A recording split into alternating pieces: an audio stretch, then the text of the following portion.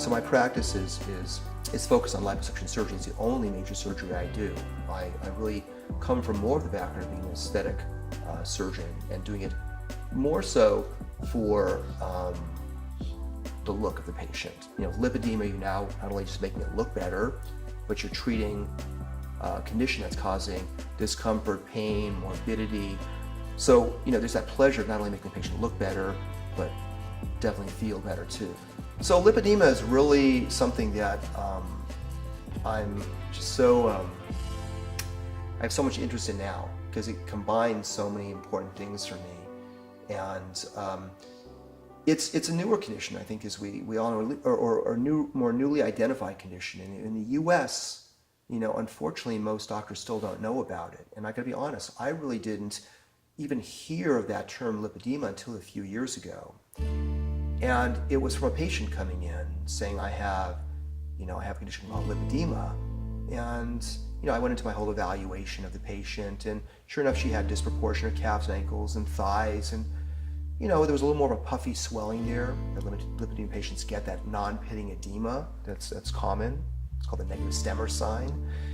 But I wasn't really processing this any different. You know, but as I look back over the years, 20 years I've done in thousands of patients, I've done a lot of lipedema patients, certainly a lot of mild stage 1 patients, and a lot of stage 2 patients, even some stage 3 patients with lipedema. And I just wasn't processing it's lipedema. I just thought it's disproportionate. It's all part of my philosophy of creating balance and proportion. Okay, so it's been a couple months, and since the surgeries, how are you feeling? I feel fine. I feel good. Good. Are you starting to feel, see those areas start to come down? I mean, your final results really will be a full year, and I do think you're going to have a little bit more swelling, but are you seeing improvements already in terms Yes, I definitely am seeing improvement. I used to talk a lot about choosing the right doctor. Wasn't a surgeon who was necessarily in Beverly Hills, who's been on TV necessarily, or has been on TV, who 2 patients referred you to that got a great result. It wasn't necessarily who a doctor referred you to, because many times they'll refer to friends of theirs and this and that. You know, it's about really doing your research and trying to find yourself the right specialist. And that's another thing I gotta say, and I think lipedema patients are great with this. You know, not only communication, but they also want to understand and learn and make the right decision, and I just think that is so important. Learn as much as possible. See several people. Pay attention to the consultation. You know, I think it's very telltale. I mean, not only having just a nice personality, I mean, okay, that's fine. You know, it's nice if they have a nice personality, but how comprehensive and detailed they are. Who's doing the consultation? How much the surgeon is involved with things? How much they're explaining things? Every aspect of things to you. How detailed they're in their consultation. And I am still swollen, but I'm seeing improvements. Good, good. I'm going to follow up with a lymphatic physical therapist. Right, sure, We're going to do the complete decongestive therapy just to get some of the extra fluid out. It's about the whole kind of team approach from specialists and experts. You know, medications and decongestive therapies. Now it starts to, you know, involve lymphatic specialists. The surgeon should understand his role and what primarily his role is. You should also understand, you know, the importance of involving others in the overall care of things and when they're needed. Lipo is about creating proper balance and proportion to the person. This is a whole philosophy I've had for years of just lipo alone. And that same philosophy applies to lipedema patients. What we're doing with lipo is we are correcting disproportion.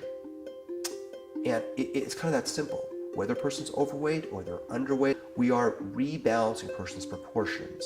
So that as a person gains and loses weight, which we really can't control, weight loss is another thing with diet and exercise, and muscle tone, which is a separate thing. It's about creating proper balance proportion, and that has to do more so with subcutaneous fat. I developed a real, I was kind of enamored with the procedure and a respect for it, and refined my whole approach to it, and just went about it in a certain way. And I wasn't really kind of taught that, I gotta tell you. I was actually taught differently, and I saw it differently. And I just adapted my own way of doing it and started feeling and realizing, and I mean feeling in your hands, that this is a better approach to things. And the way I go about doing it is I think of the fat as a layer between the skin and muscle, because there's different layers we're dealing with. If you're dealing with fullness, you know, you're grabbing it, it's full, we're quickly grabbing it, or we're shaking it around, or we're seeing it's full, we just call it what we call fat. You know, it's just human nature. I got fat there. But it's not all fat. you got to understand that there's different tissue you're grabbing there. If it's in the abdomen, you're grabbing a whole bunch of stuff there. It's not all fat. There's skin, okay, so it's not fat to begin with. Then there's a subcutaneous layer of fat between the skin and muscle that we are working in, or should only be working with liposculpture. Then you've got the layer, the connective tissue layer below that. Then you've got the muscle layer too. And the muscle layer itself can get fatty. You can't suck fat out of the inside the muscle, but that can create fullness. And not only is that important in terms of understanding of the patient expectations that the surgeon has to go through in the consultation, but it's just a hard part of the whole understanding of what we're dealing with here during surgery. And then the abdomen, you've got the intra-abdominal cavity. So some fullness might be caused from looseness of the muscle or visceral fat inside the belly, which make the belly full. And all that stuff has to be really understood by the surgeon and explained to the patient. So when I'm doing liposuction, I'm thinking of that layer between the skin and the muscle. And where your incision points are placed strategically is very important to getting the best result. I like to approach areas vertically. I don't like to approach things horizontally and go against the way that tissue is settling. I think in lipedema patients, that's also another consideration, that you're respecting the flow of lymphatics. My own way of doing it after I've numbed the area is debulking from the bottom up. I'm thinking of the skin and muscle almost like the layer of an ocean. Like the top part of the ocean is the skin, and the sand represents the muscle. So I'm moving that layer of ocean from the bottom up. I'm debulking. Years ago, I had an instrument designed and made for me, and it was a spatula cannula. And it's a 2.5 millimeter double-ported spatula that I use to make sure my skin surface is completely smooth and to control that skin retraction.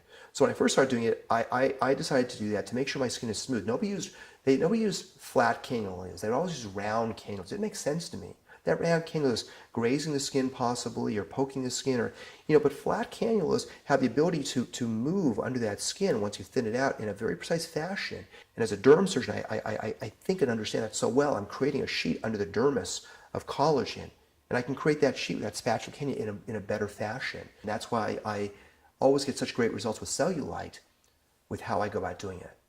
But also, in terms of a cosmetic result, it's all that poking and jabbing and grabbing and disrespecting of the skin from underneath that causes irregularities from liposuction. About half of my practice is doing complicated cases, and a lot of it's revision cases from around the world. Most of the time that those irregularities occur, I can look and see why they've occurred, and they're occurring because of disrespect for the skin. And in lipedema patients, it's hugely important because you're doing very complicated areas, calves and ankles, the contour of the anterior thigh as it comes around. But in the US, a minority of surgeons do calves and ankles. In fact, I would say the vast majority of surgeons that do liposuction whatsoever just say, I don't do calves and ankles.